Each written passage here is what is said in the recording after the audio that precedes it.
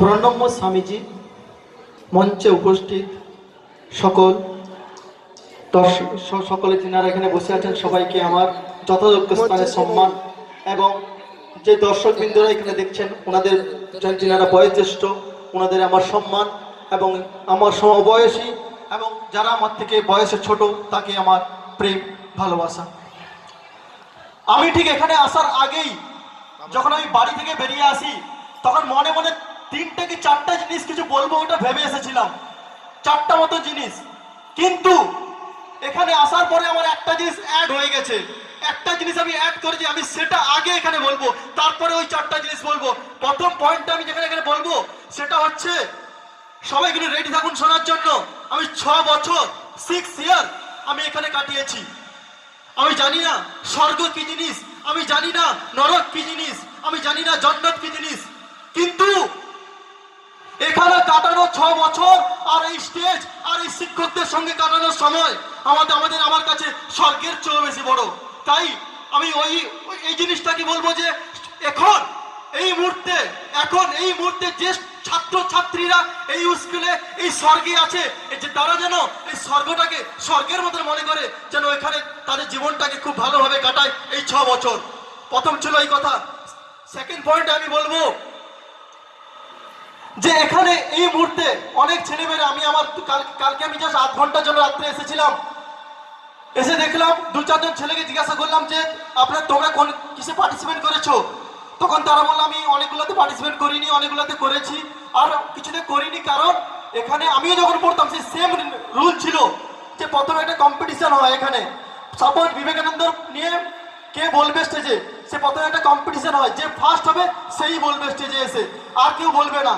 কিন্তু আবৃত্তি হোক, বিবেকানন্দ জীবনী বলা হোক, বা যে কোনো নাটক হোক না কেন, সবকিছুই এখানে যারা ভালো পারে তাদেরই তুলে ধরা হয়। কিন্তু প্রথমে ওদের মধ্যে কম্পিটিশন স্কুলের মধ্যে হয়। আমি ক্লাস 5 থেকে 10 পর্যন্ত যতবারই আবৃত্তি হয়েছে, যতবারই বিবেকানন্দ নিয়ে কিছু বলা হয়েছে, সমস্তবারই আমি নাম দিয়েছি, কিন্তু কোনোবারই ফার্স্ট সেকেন্ড থার্ডের মধ্যে হতে পারিনি, কোনোবারই হয়নি আমি। কিন্তু তখন যে স্যারদের সামনে বলার কনফিডেন্সটা আজকে আমাকে বিশ্বের 6টা দেশে আর বিভিন্ন মহাদেশে পৌঁছে দিয়েছে।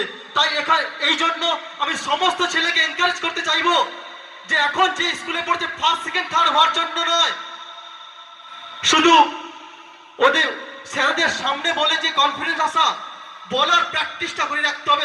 2 নম্বর পয়েন্ট ছিল এটা। 3 নম্বর পয়েন্ট, আমি জানি না এই কথাটা কতটুকু ভালো লাগবে কতটুকু খারাপ লাগবে, কারণ সবাই পলিটিক্স কথাটাকে অনেক খারাপ ভাবে নিয়ে নেয়। আমি পলিটিক্স নিয়ে কিছু বলবো না এখানে। আমি খেতে বসেছিলাম, ওইখানে আমার সাইডে যিনারা 2 জন বসছিলেন, ওনাদের 2 জনের মধ্যে আলাদা হয়েছে, ও পার্টি করে এ পার্টি করে। আমি একটাই কথা বলবো, 2011-র ব্যাচ আমরা, মানে 2011-র ব্যাচ আমরা, কোনো এ পার্টি সে পার্টি নই, ঠিক তাই তো? আমার বন্ধুরা এখানে বসে আছে। নম্বর 1, আমরা তনুয়া স্কুলের ছাত্র, মানে আমাদের পিছনে তনুয়া স্কুলের ছাত্র স্ট্যাম্প, আমরা আলাদা কিছু নেই। তনুয়া স্কুলের ছাত্র মানে তনুয়া স্কুলের ছাত্র, তাই তো? হ্যাঁ তো সবাই যিনারা অনেকে শুনছেন। 3 নম্বর ছিল এটা। 4 নম্বরে আমি বলবো, যেহেতু স্বামীজির স্কুল আর কালকে যে দিনটা চলে গেছেন বিবেকানন্দের জন্মদিন, সেটাকে আমরা ইউথ ডে হিসাবেও পালন করি। আমি বলবো না বিবেকানন্দের মতন আপনারা সবাই সংসার ছেড়ে সন্ন্যাসী হয়ে যান, সন্ন্যাসী নাই বা হলে, কিন্তু উনার মতন 18 থেকে 36 বছর বয়সী যিনারা আছেন সবাইকে আমি একটা কথা বলবো, উনার মতন করে সেরা যুবক হওয়ার চেষ্টা করুন। উনার মধ্যে সেরা যুবক কে? উনার মধ্যে সেরা যুবক হচ্ছেন যার শরীরে থাকবে বল, যার হৃদয়ে থাকবে করুণা, আর যার বিবেকে থাকবে, বুদ্ধিতে থাকবে বিবেক। এমনই যুবককে দেখতে চেয়েছেন স্বামী বিবেকানন্দ। আমার 4 নম্বর পয়েন্টে শেষ করলাম। লাস্টে 5 নম্বর পয়েন্টে 2-3টে কথা বলে আমি চলে যাব। আমি এই যে লাইনটা বলবো 5 নম্বর লাইনটা, ওটা আমার নিজের নয়।